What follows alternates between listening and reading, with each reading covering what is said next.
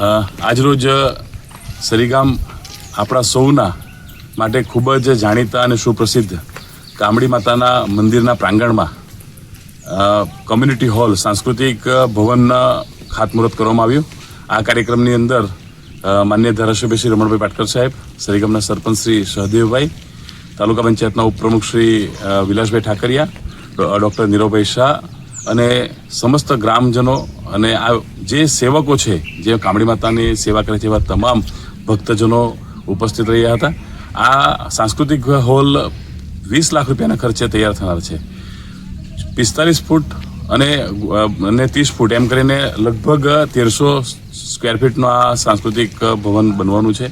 આની અંદર રસોડું, કિચન પણ કર્યું છે, સ્ટોર રૂમ પણ છે, ઓફિસ પણ છે અને એક શેડ પણ રાખવામાં આવ્યો છે।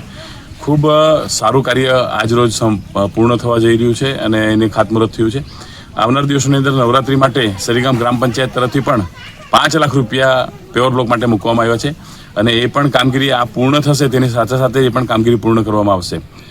ખૂબ સરસ કાર્ય છે અને ખૂબ મોટી સંખ્યામાં શ્રદ્ધાળુઓ, ભક્તજનો માતાજીના દર્શન માટે આવે અને અહીંયા સુખ, શાંતિ અને સમૃદ્ધિની પ્રાર્થના કરે એવી આજની આ કાર્યક્રમમાં વાતો થઈ છે અને અમે દરેકને આ કામ માટે શુભેચ્છા પાઠવીએ છીએ।